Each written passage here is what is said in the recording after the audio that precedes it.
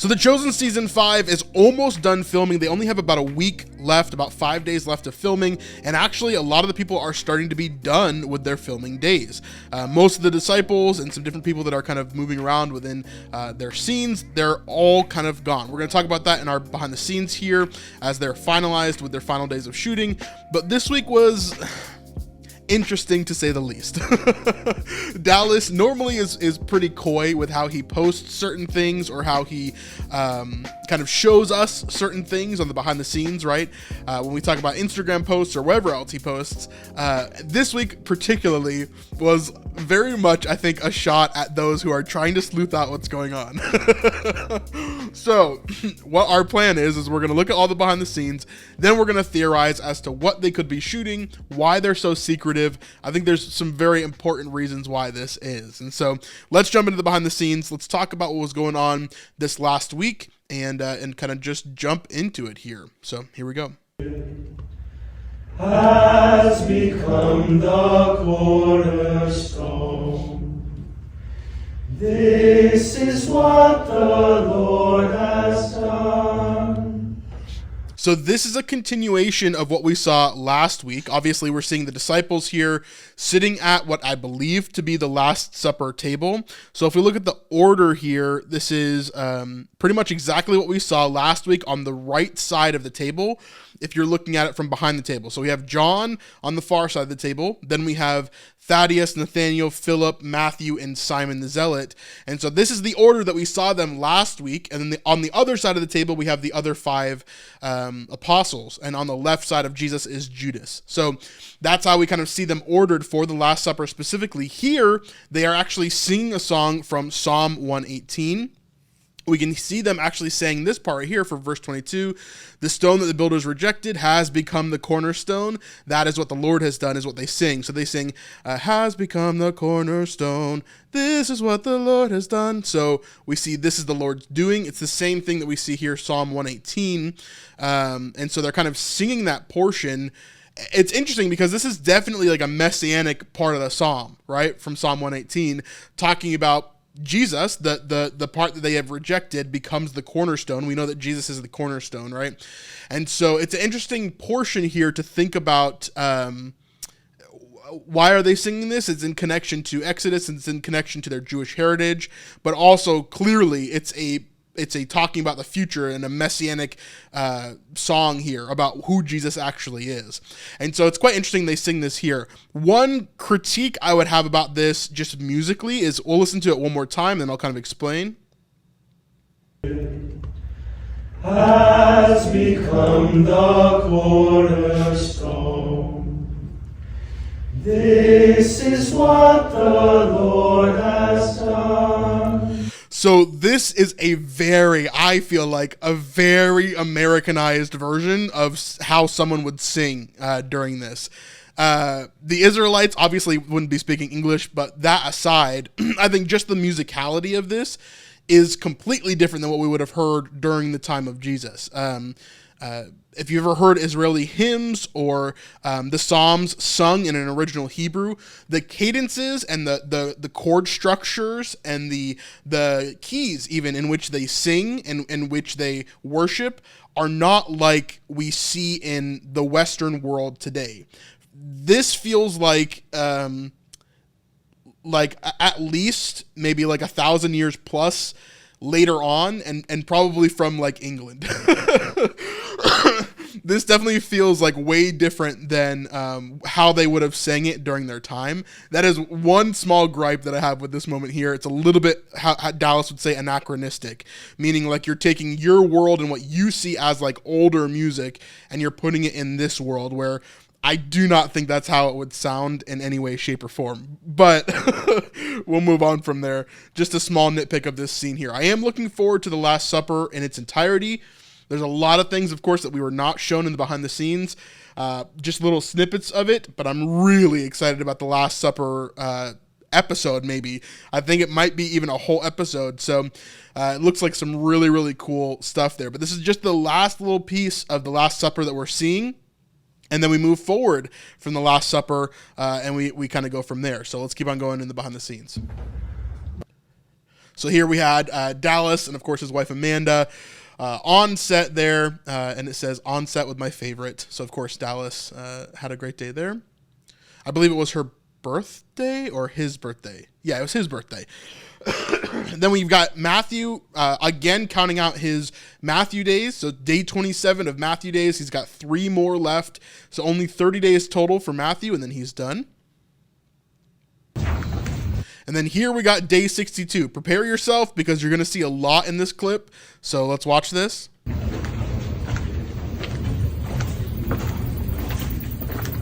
Very interesting. Yep. Yep. And that's the clip.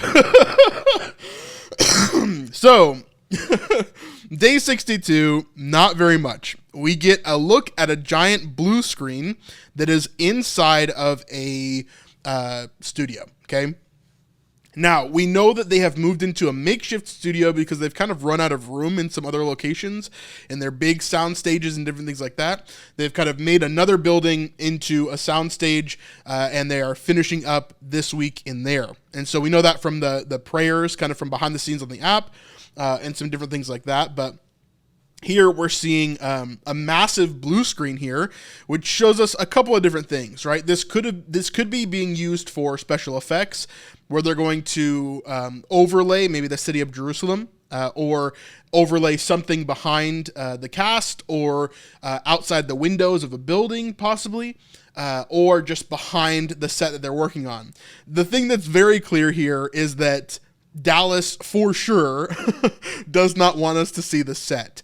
And that has been very clear this whole entire week. As we continue on, you're going to see more and more evidence of that. Dallas, for sure, does not want us to see the set at all. And so this is what we get for day 62. And what you're hearing there is just his footsteps. It's nothing from the scene or anything.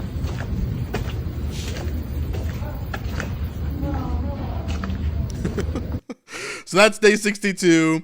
They are kind of moving towards night shooting. So that kind of gives us a little bit of a hint of what they could be shooting potentially, but we'll continue on.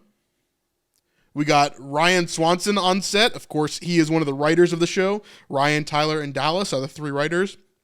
Now we're seeing him particularly in this room that we've seen previously with the apostles, and this new place that they're staying with these new beds and everything like that. I don't know if they were actually shooting in here or if they're doing, I'm assuming they're doing some behind the scenes like talking points of what the season's going to be like or whatever else, just having him share. I know they were doing some media days previously as well with all of the cast talking to media outlets and things like that.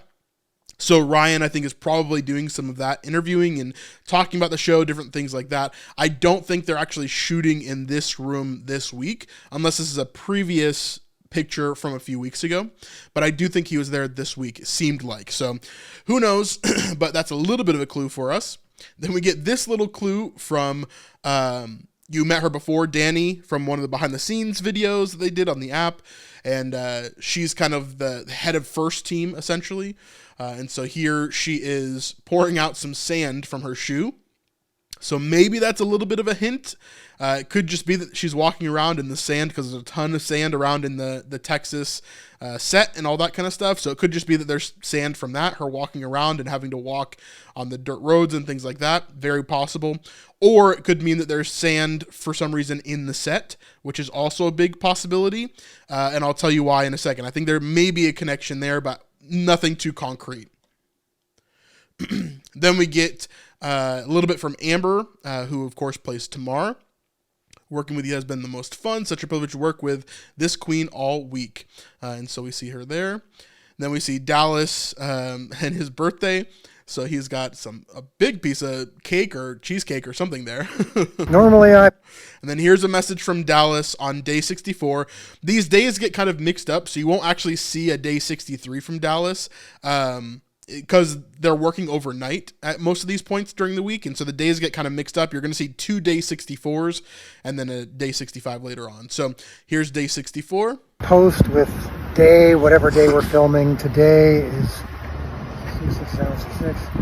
64. Day 64 5 days left of filming. Sorry for the wind. I can't show you what we're filming today. So I'm just going to say thank you because it's my birthday today. So he's being coy again. I can't show you what we're filming today. Being kind of coy about it. Not sure what they're filming, though I have a pretty good guess or a couple of guesses. So look at it, it's July 25th. It's my birthday today. I'm 49 years old. I turn 50 next year. You know, look at the gray. Get some gray in the beard. I'll be shaving the beard soon. But thank you. My birthday gift is your support of the show and what we get to do here. There's some great things happening this week and next week. I can't wait to show you this season next year. Doing a lot of good work for you. I promise. All right. Thank you. Yep. And as always, he's talking about seeing the show next year. The show should release in late winter, early spring of next year. That's generally when it kind of goes. That's the cadence that we've been on, is it releases late January to early February, depending on kind of what's going on there. We'll talk later on as well about Angel versus The Chosen, and could there be another issue there as well. We'll probably talk about that next week. But yeah, anyway, we should hope for the season to be released late winter, early spring of next year. Is kind of when we're seeing that.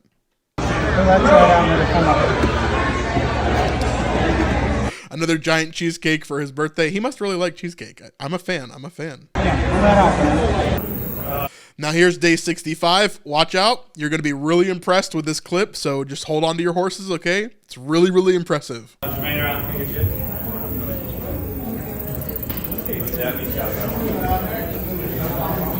Yep. Mm-hmm. Oops, some green pipes up there. No, that's just some light on some white pipes. Maybe a big hint he's trying to give us here. Interesting. Okay, let's talk about this before we move on, because we're going to talk about kind of what's going on here, what's going on day 65, 64, all that kind of stuff. Dallas says he can't show us what's going on. Day 62, we see this big blue kind of outline, or big blue sheet here, right, for a blue screen. So we're not shown very much at all this week. Basically, all the behind the scenes have been very cryptic. They've been very kind of short. They've been very non-informative. So much so that the people I talk to behind the scenes, when it comes to content creation, and I've got a little sleuth squad that helps me, get all these behind the scenes together. All of us were like, well, what are we going to talk about this week? We just had no idea, because it was like, okay, well, I guess there's not very much, but here's my big guesses of what they're shooting this week. Jenny, if you're liking this video and you want to support what we do here on The Chosen Sleuth, it would really help us out if you would join our Patreon at snipesupport.com. Even just $5 a month really, really adds up if everybody joins in and helps us to make more and more videos just like this. This helps us with travel, for example, Chosen Con or different things like that. It helps us to do more and more with the cast of The Chosen or the Chosen crew, and it allows us to be able to continue to make videos like this without me wasting time on something else in order to pay our bills and all that kind of stuff. So if you want to see more videos, bigger videos, better videos from us here on The Chosen Sleuth, then check out snipesupport.com, and we could really use your help. Anyway, let's get back to the video. Guesses of what they're shooting this week. Generally, The Chosen has decided that they are going to shoot episodically. That is one of the great things that having this set and this soundstage in Texas allows them to do. It allows them to continue to basically have the episodes be filmed in episodic order. So from episode 1 to episode 8, they can kind of go in order as much as possible. Obviously, this never works out perfectly. However, generally, they have been following this cadence as they go throughout. So now that we're at the end of the season, and then they're going to do some pickup shots, I think, this next week. Now that we're at the end of the season, I believe that we're shooting one of the last things that we're going to see in season 5. And that is what I believe to be the Garden of Gethsemane, and at least the lead up into Judas betraying Jesus. Now, I don't know 100% if we're going to see the moment that Judas betrays Jesus. However, we're definitely going to get to that point where it leads up to it very close. Just like we saw Jesus in the triumphal entry from season 4 to season 5. Season 5 is going to begin with the triumphal entry. I think we're going to see the same thing from season 5 to season 6, where we're going to see right up to the point of Judas betraying Jesus. And then at some point in that story, it's going to transition into season 6. Okay. And so then we're going to go from the last 24 hours of Jesus's life, basically from the betrayal to his death and burial, and then to that nighttime when everybody's freaking out for the first time of what are they going to do. Okay. So I think that's what season 6 is going to kind of hold for us. So here, I think what we're seeing, for example, in day 62, if we go back, this big blue screen, I think, is in this room, and he is pointing it this direction on purpose. I think to the left of this camera is some sort of forested scene where they have the Garden of Gethsemane or a piece of it that's similar. I think it's going to look similar to what we saw during season 3, for example, whenever Claudia has her dream sequence, whenever all the apostles are asleep and the snake is slithering through, and then Jesus is there praying. Okay, we should see that this season. And so if that's the case, it should look sort of similar to that. That would explain for me this sand coming out of the shoe, right? This would make a lot of sense to me because this could potentially be that same setup where they had all the rocks and sand in the soundstage set up like that with the tents over there as well within this garden, if that makes sense. So they had a similar setup for season 3. Now I think we're going to see more and more of what that's going to look like. Obviously, as we get closer to season 5 and as we get the trailer, maybe at ChosenCon and things like that, we're going to break down all of that as we get closer in the next few months.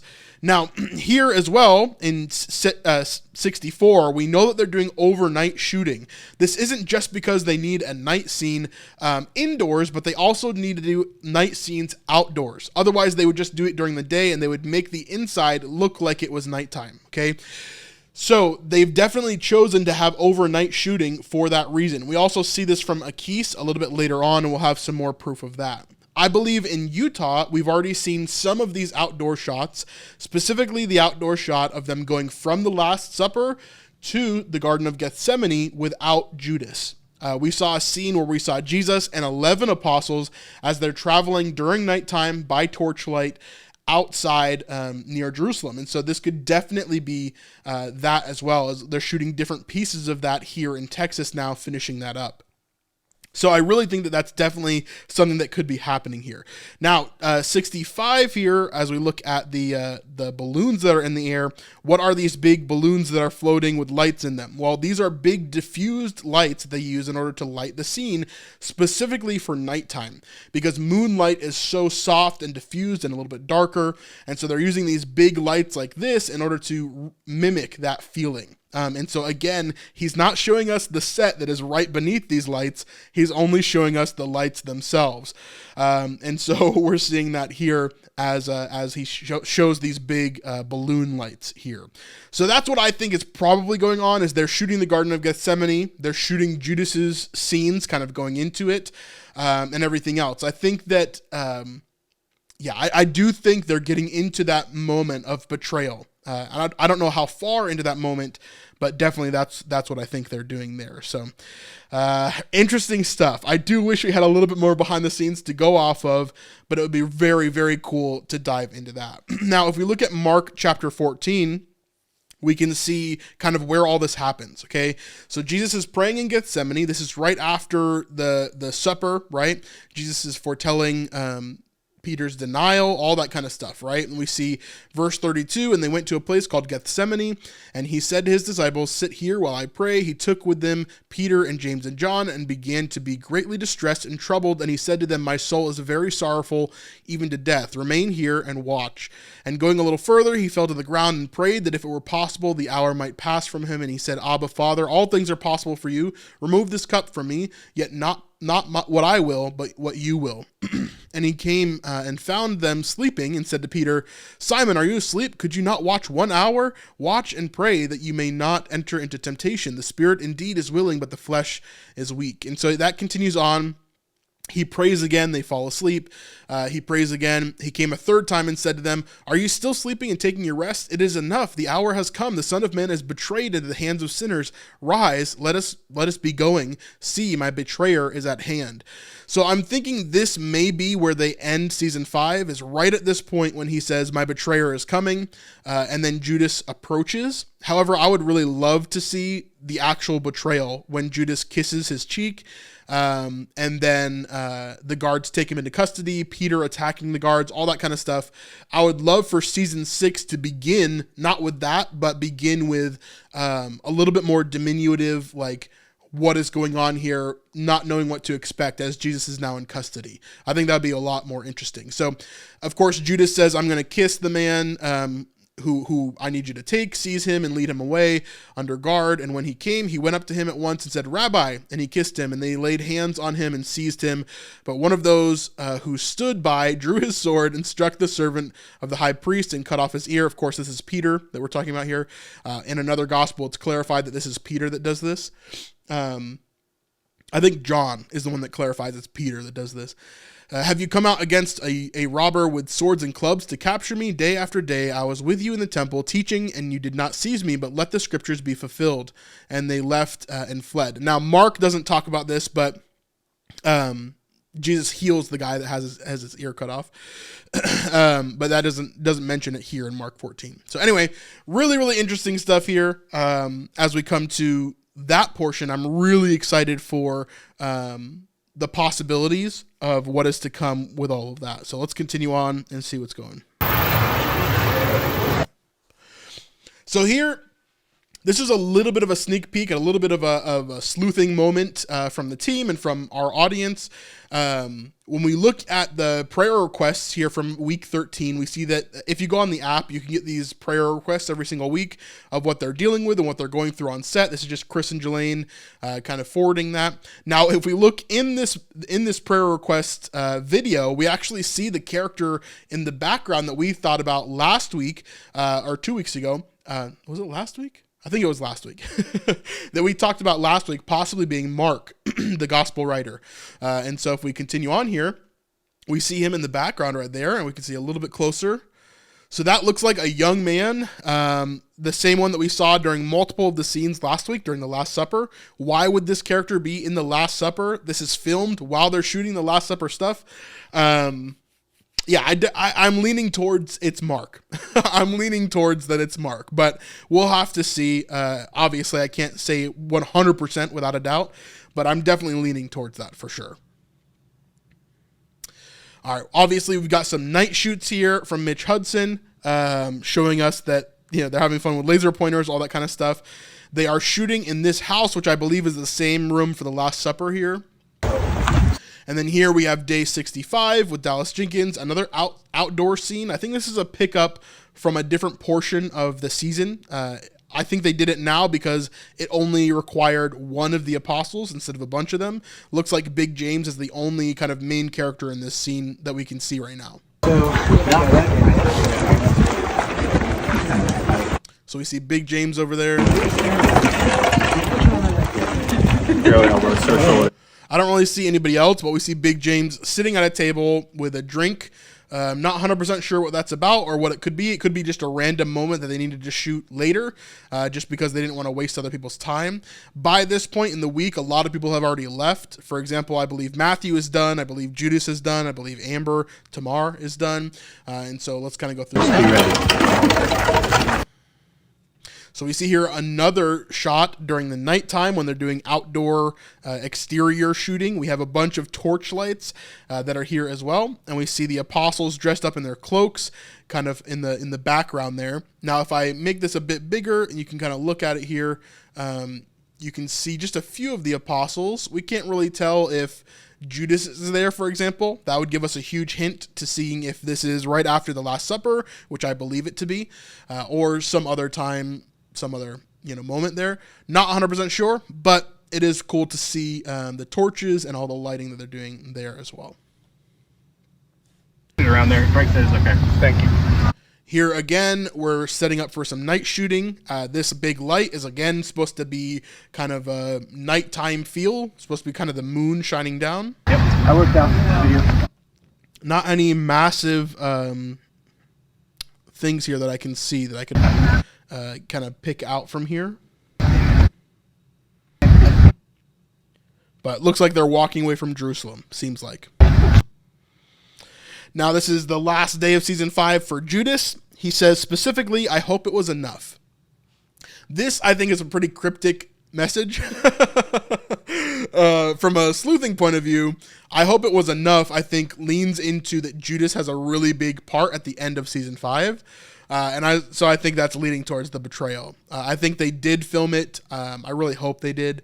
And I think that Judas, specifically Luke, is talking about that moment here when he says, I hope it was enough. So we'll have to see.